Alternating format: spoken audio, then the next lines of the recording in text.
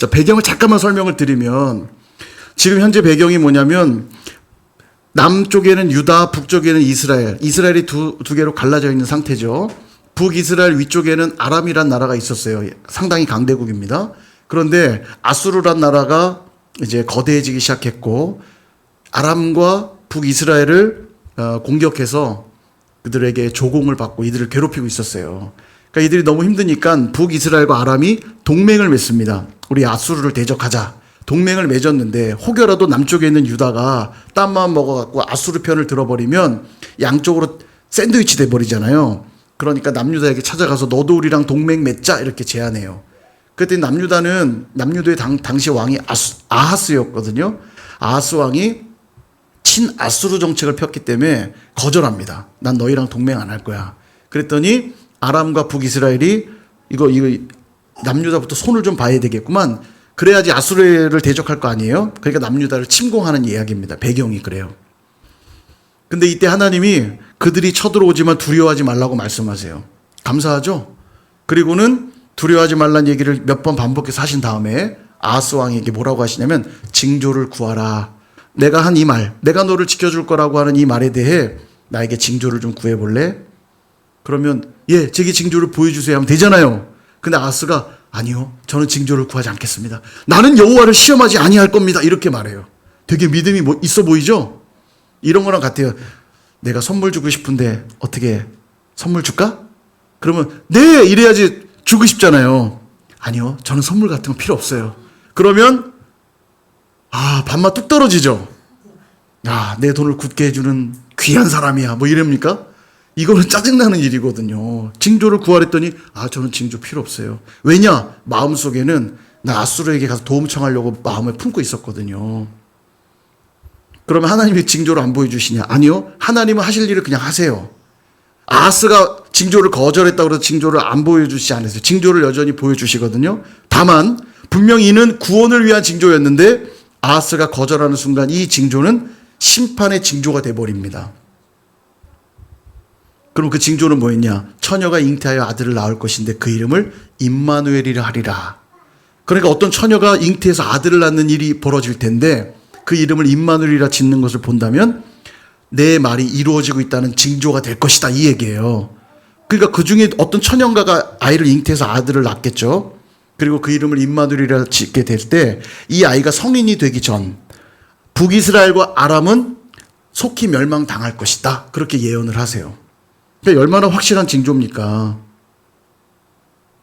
그런데 아하스는 이 징조를 구하지 않았기 때문에 이 징조는 아하스에게 심판의 징조가 돼버려요. 동일합니다. 우리도 오늘 임마누엘의 징조를 구하셔야 됩니다. 임마누엘이란 말의 뜻이 뭐죠? 예, 하나님이 우리와 함께 계시다는 뜻이에요. 히브리어로 임마누엘, 하나님이 우리와 함께 계시다. 이 사실만 우리에게 확실하면 하나님이 나와 함께 하시기만 하면 우리는 망하지 않죠. 그럼 그 임마누엘은 누구냐? 마태복음 1장에 마리아에게 온 천사가 얘기하죠. 요셉과 마리아에게 처녀가 잉태하여 아들을 낳으리니 그 이름을 임마누엘이라 하리라. 예수님이잖아요. 여러분, 예수님의 다른 이름이 임마누엘입니다. 예수님이 이 땅에 오셔서 무엇을 보여주신 거냐면 하나님이 우리와 영원히 함께 계시겠다는 걸 보여주신 약속이 예수님이고 그 예수님의 이름이 뭐라고요? 임마누엘이요. 그러므로 징조되시는 그 예수님을 믿는 자들은 그 이름으로 인하여 구원을 얻겠지만 그 징조를 분명히 보여주셨음에도 그 이름을 받아들이지 않는 자는 아하스처럼 믿지 않는 자는 그 증거가 무슨 증거가 돼요?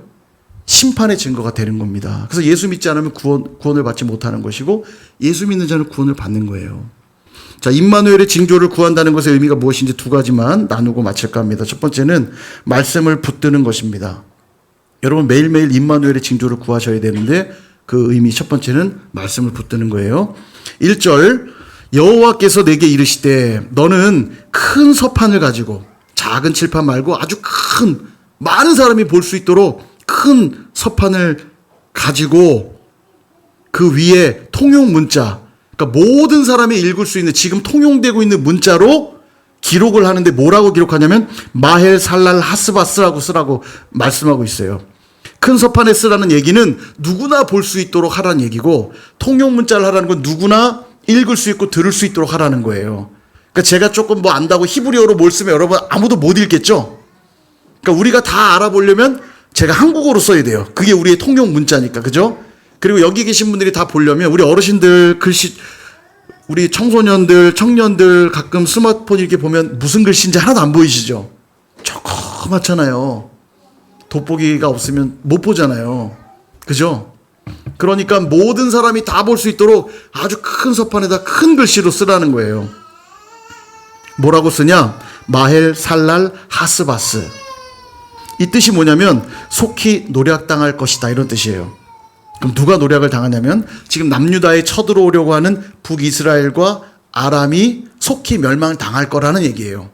하나님이 분명히 그들로부터 지켜줄 거라고 하셨죠. 그러니 큰 서판에다가 모두가 읽을 수 있는 글자로 마헬 살랄 하스바스라고 써라. 그들이 속히 노략당할 것이다 라고 쓰라는 거예요. 그리고 여기서 멈추지 않습니다. 2명의 증인을 세우래요. 2절. 내가 진실한 증인 제사장 우리야와 그 다음에 스가랴를 불러 증언하게 하리라. 왜 이렇게 하냐면 율법은 어떤 사건이 진실이 되려면 두 명에서 3명 정도의 증인이 있어야 되거든요. 그러니까 내가 한 이 말이 진실이라는 걸 증언할 증인 2명을 또 세우라는 거예요. 이사야야, 너만 이 말을 하는 게 아니라 증인으로 우리야와 스가랴를 불러서 증인으로 세워서 이 말이 사실이라는 걸 백성들이 알게 하라는 거예요. 여러분, 이 정도로 확실하게 하시는 말씀이라면 믿고 의지하면 얼마나 좋아요? 근데 아하스는 오늘 새벽에도 말씀드렸다시피 아하스는 하나님께 달려가지 않고 누구에게 달려갑니까? 아수르에게 달려가요. 강대국인 아수르. 그리고 아수르에게 도움을 요청하고요. 아수르가 가지고 있었던 제단의 모양을 본떠서 와, 이거 되게 좋아 보이네. 우리 예루살렘에다가도 이 제단 만들어서 제사해야지. 그리고 그 제단을 본떠서, 여러분, 제단은 내 멋대로 만들면 안 돼요. 성경에 보면 기준이 있어요. 말씀대로 제단을 세우고 그래서 성전을 만든 거 아닙니까? 근데 이 아수르는 아수르의 제단을 흉내내 가지고 와가지고 거기다가 제사를 막 드립니다. 우상 숭배하는 거죠.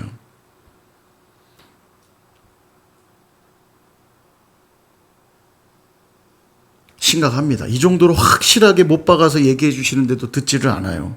근데 하나님은 여기서 멈추질 않습니다. 여러분, 하나님이 얼마나 집요한 줄 아세요?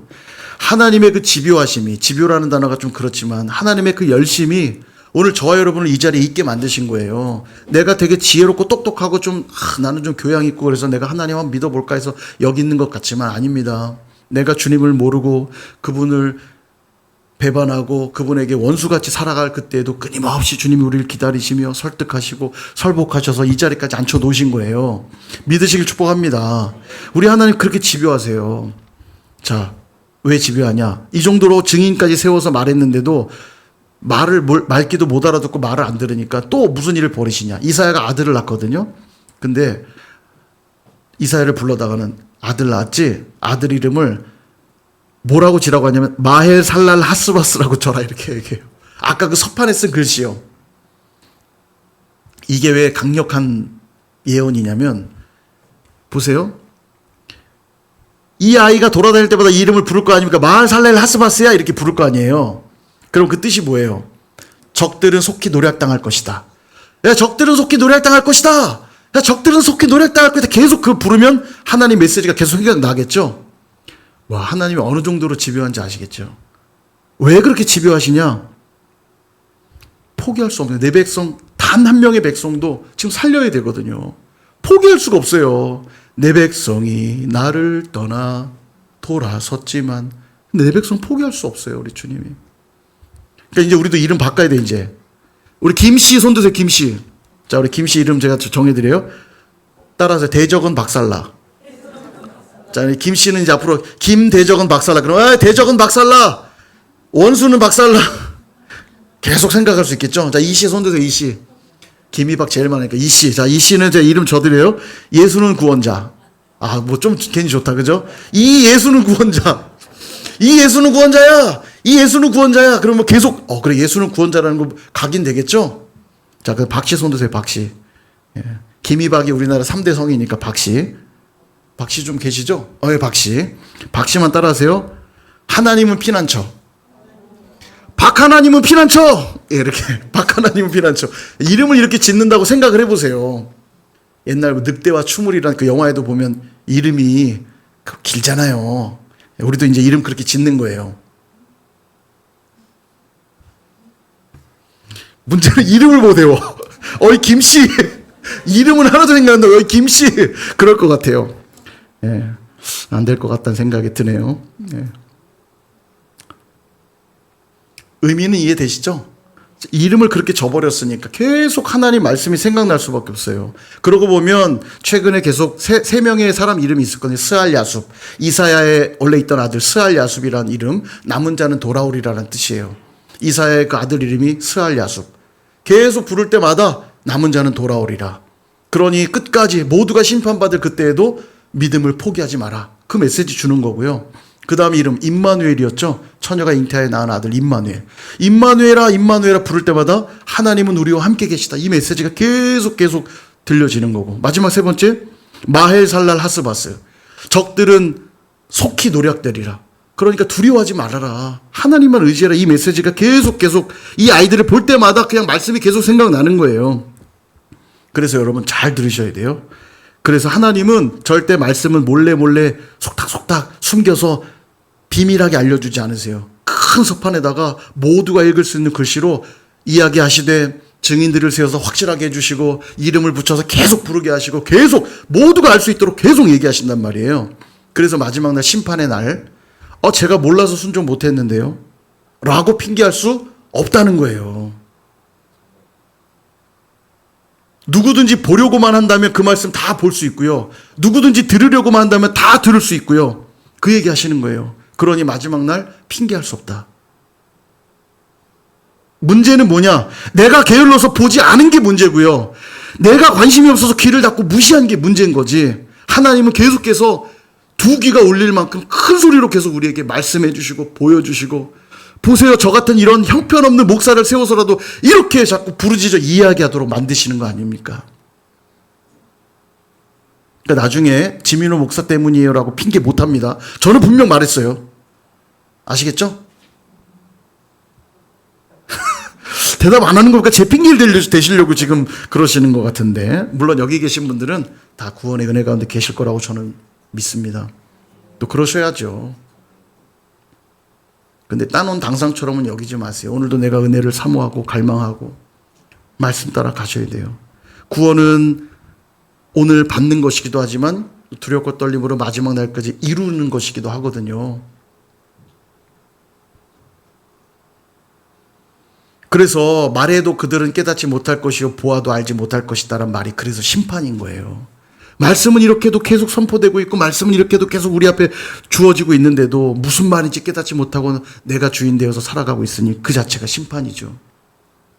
학창시절 떠올려 보세요. 공부 못한 애들은 꼭 보면 중요한 말들은 속속 빼고 들어놓고는 자기식으로 생각해서 엉뚱하게 대답해요. 공부 못한 애들은 늘 그렇죠.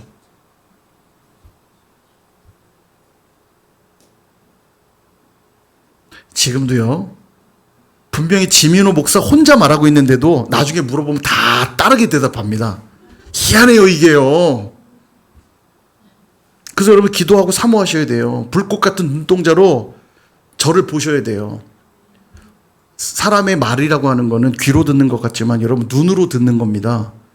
그래서 여러분 상대방과 대화할 때도 눈을 마주쳐 대화를 하셔야 되고요. 실제로 제가 이제 음악 치료했잖아요. 그런 심리 치료 같은 거 할 때 제일 중요하게 여기는 첫 번째 치료 체크리스트가 뭔지 아세요? 아이 컨택을 몇 초간 했는가를 봐요. 이게 관계성을 맺는데 제일 중요하거든요.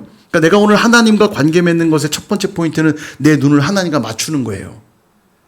그래서 말씀은 눈으로 듣는 겁니다, 여러분. 이게 되게 중요해요. 자꾸 말씀을 눈으로 읽으시고 말씀을 들을 때 눈으로 보셔야 되고 그래야 여러분 놓치지 않거든요. 근데 딴짓 하잖아요.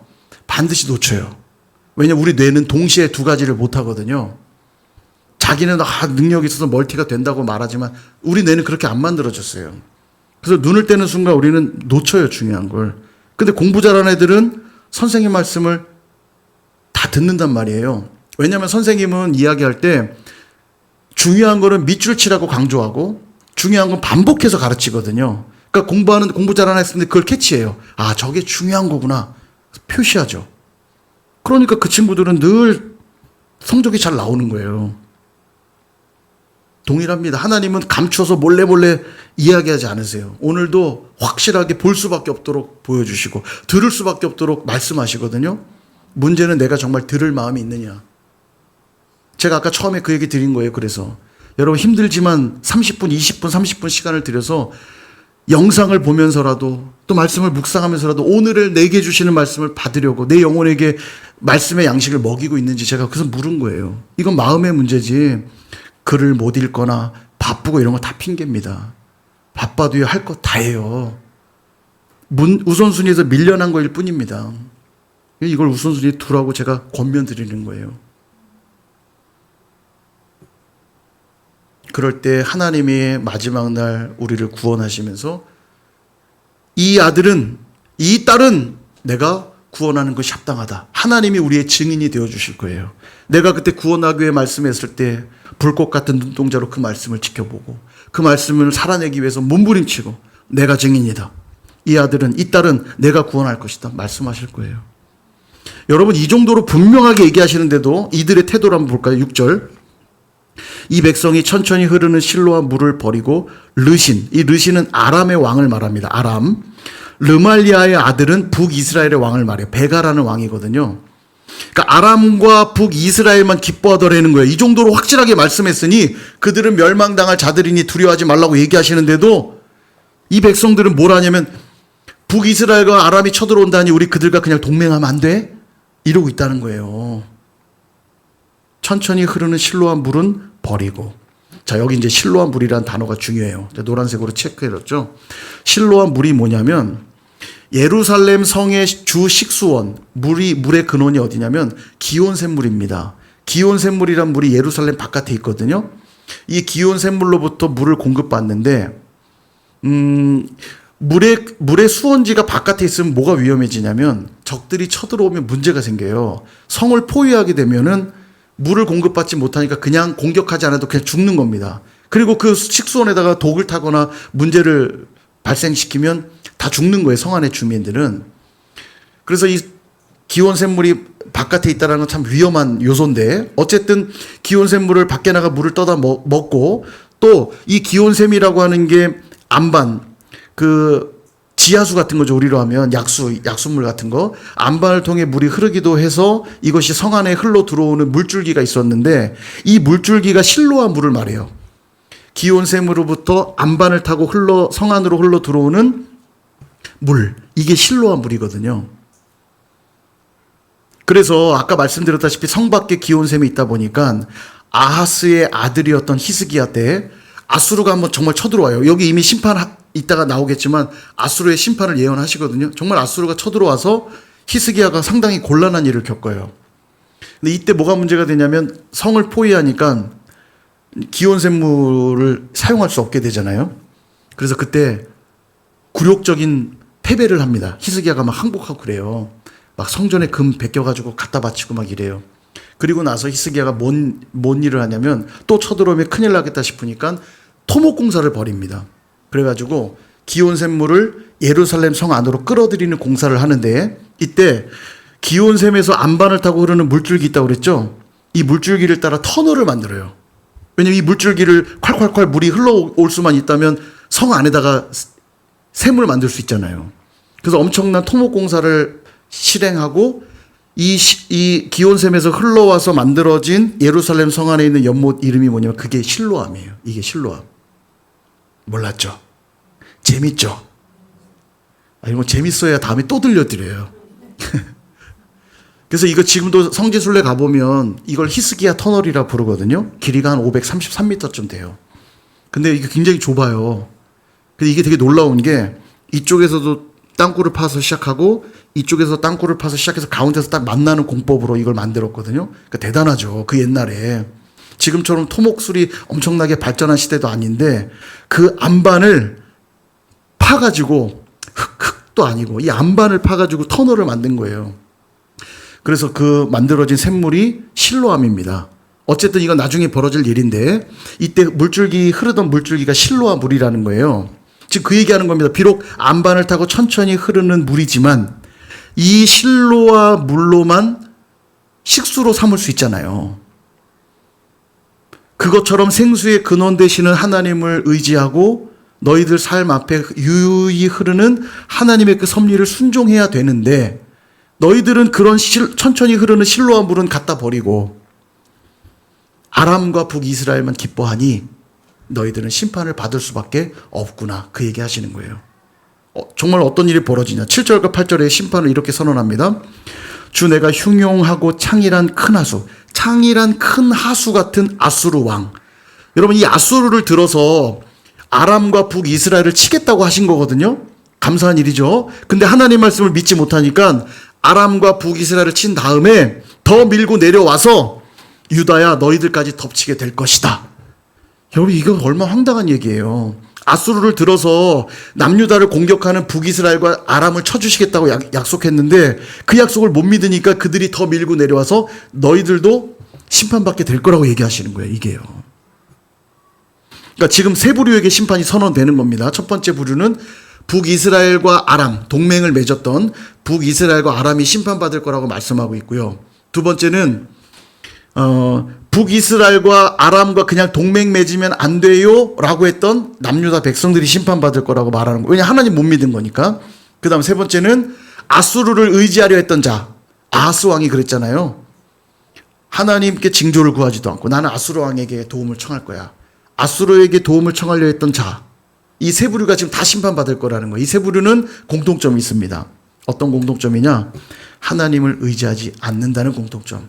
그러니까 하나님을 의지하지 않는 모든 자들은 심판을 받을 것이라고 얘기하고 계신 거예요. 근데 여기 표현이 정말 재밌습니다. 저 아수르의 설명이 뭐예요? 창이란 큰 하수래요.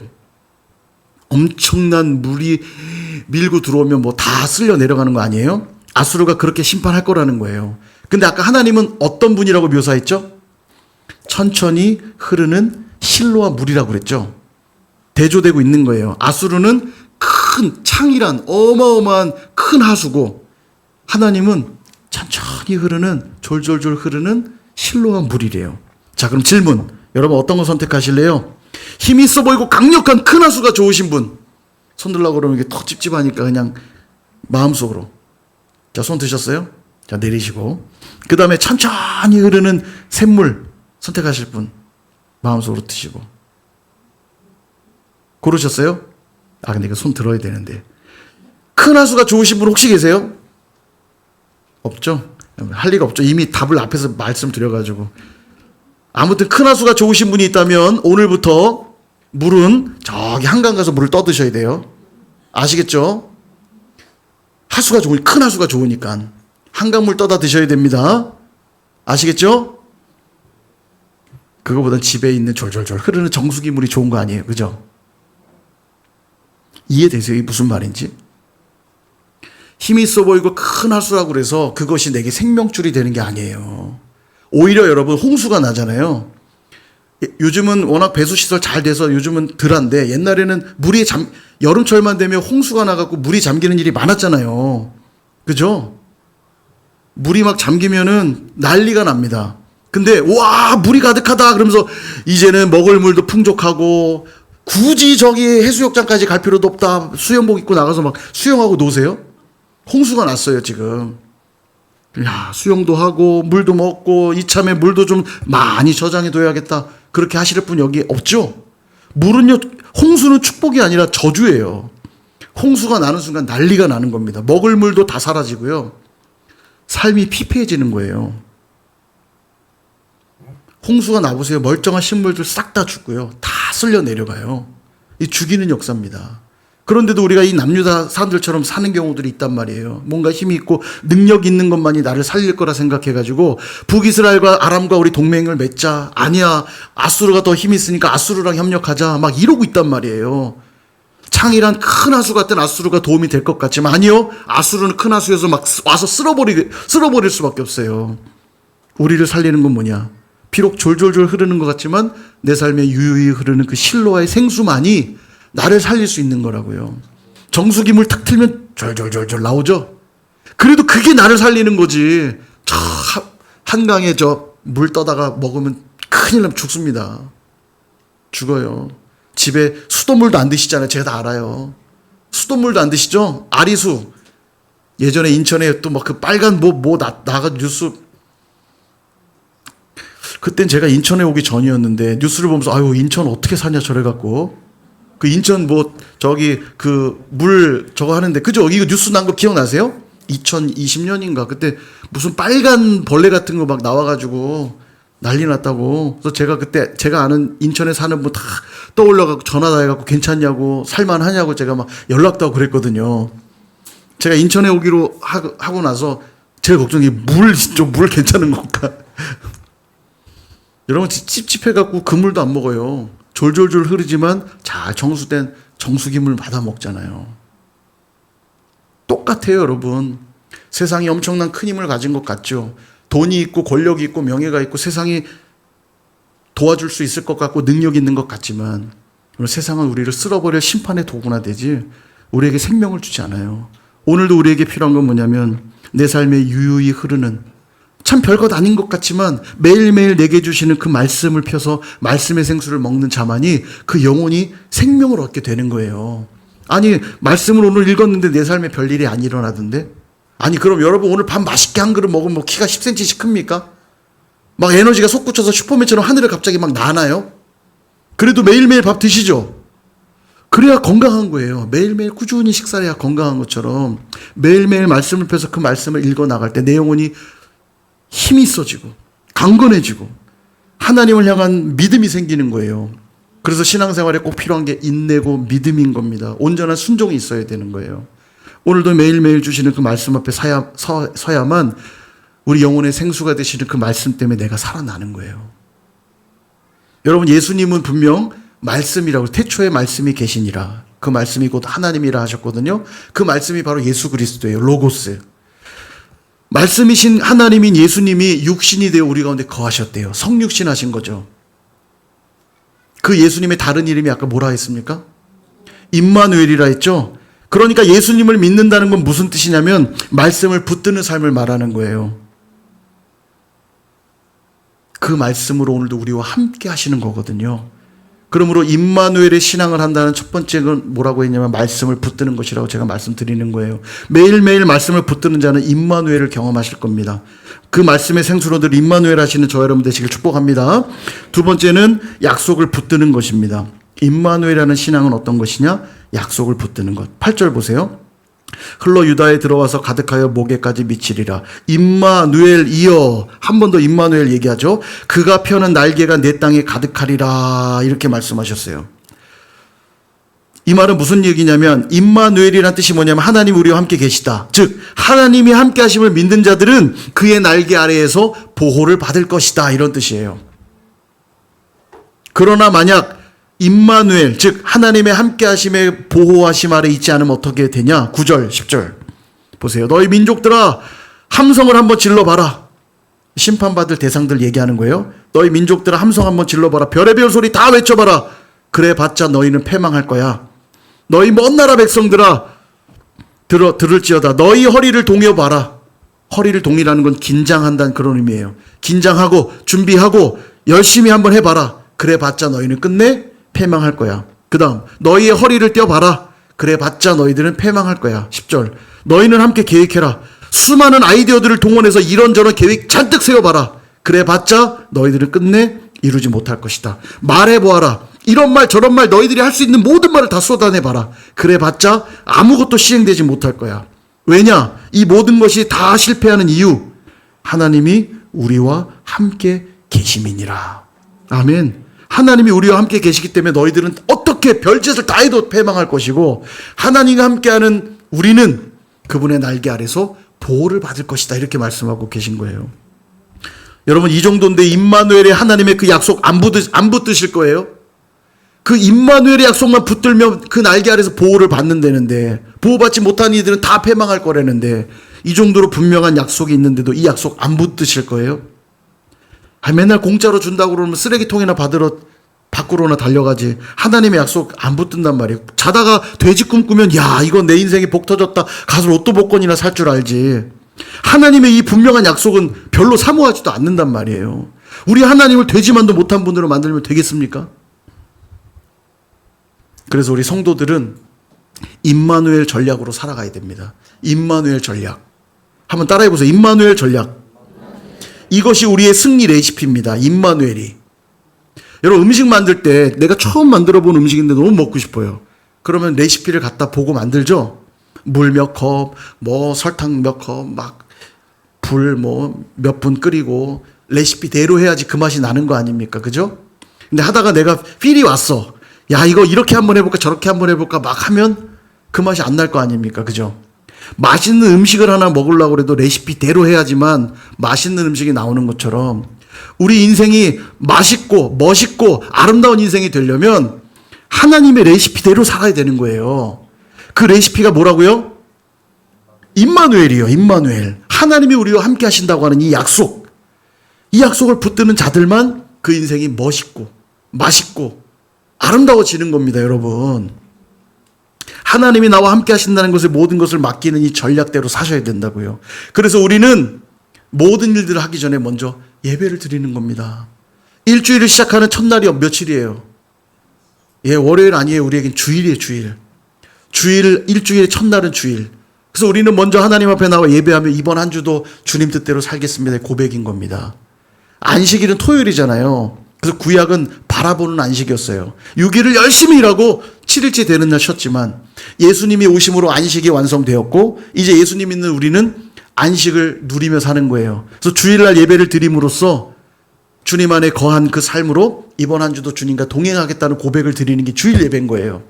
왜 주일 예배가 그토록 중요하냐면 신앙 고백이기 때문이에요. 신앙 고백.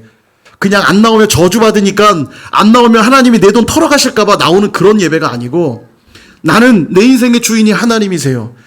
내 삶을 주관하시는 분이 하나님이세요. 이 고백이 있는 자들이 주일날 나와서 예배를 드리는 겁니다.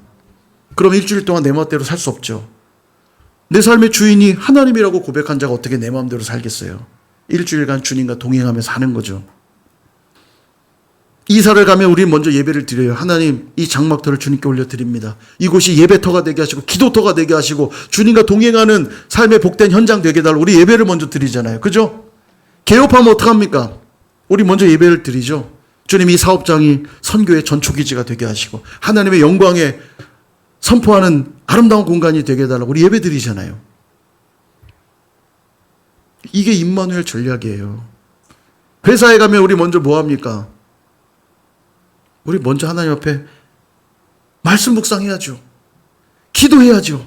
하나님, 오늘 하루도 내가 주님 뜻대로 순종하길 원합니다. 오늘도 내가 만나는 모든 이들에게 주께 하듯 그들을 잘 섬기길 원합니다. 하나님, 이 회사를 축복하셔서 예수 믿는 나로 하여금 이 회사가 복되게 하시고 하나님의 영광이 이 회사 가운데 임하게 하시고. 여러분, 그렇게 기도하고 시작하는 그 하루의 일상이 아무렇게나 살 수 있겠습니까?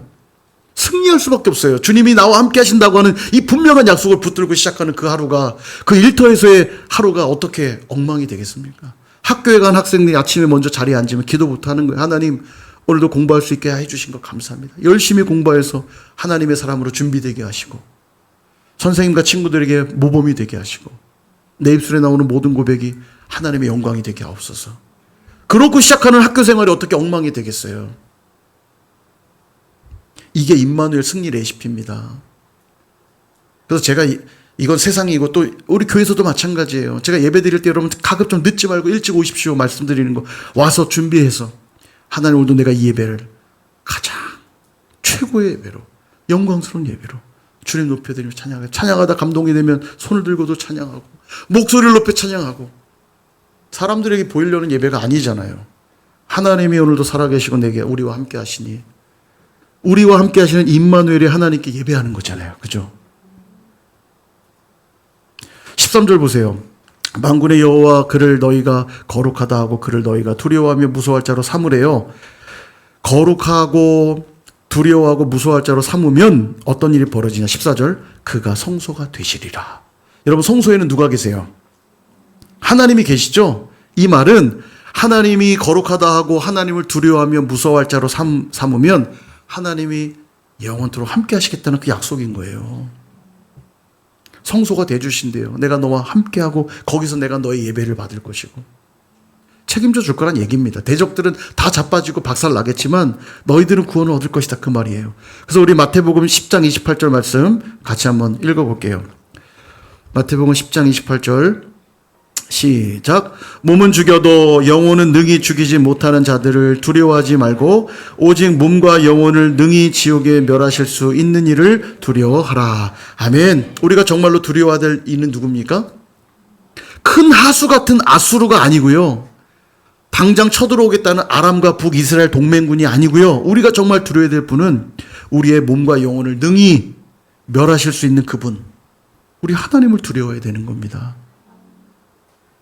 그런데도 하나님보다 물질을 더 두려워하고 명예와 권력을 더 두려워한다면 반드시 그것으로 심판받게 될 거예요. 물질로 심판받게 될 것이고 명예와 권력으로 심판받게 될 거예요. 보세요. 아수르를 의지하니까 아수르가 심판하는 거고요. 북이스라엘과 아람을 의지하려고 하니까 그것에 의해 심판을 받는 거예요. 그러므로 하나님을 두려워해야 되는데 하나님을 두려워한다는 건 어떤 의미냐? 하나님과 동행하며 살지 않는 모습을 두려워해야 되고요. 기도하지 않고 살아가는 걸 두려워해야 되고요. 예배를 소홀히 하며 살아가는 걸 두려워해야 되는 것이고요. 말씀을 붙들지 않고 살아갈 때 두려워해야 되는 거예요. 왜냐하면 임마누엘의 은혜가 아니면 우리는 심판을 피할 길이 없기 때문입니다. 하나님이 우리와 함께 하셔서 우리에게 날개 그늘을 덮어주시고 품어주실 때에만 우리는 구원의 은혜를 누릴 수 있기 때문에 오늘도 하나님과 동행하지 않을 수가 없고 기도하지 않을 수가 없고 예배하지 않을 수가 없고 말씀을 붙들지 않을 수가 없는 거예요.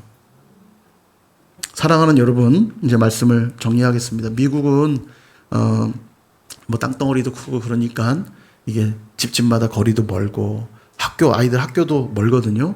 그래서 뭐 스쿨버스로도 이동도 많이 하고 참 우리나라가 좋은 나라예요. 학교가 초등학교가 막 여기저기 학교들이 다 있어서 다 걸어서 다닐 수 있잖아요. 그죠?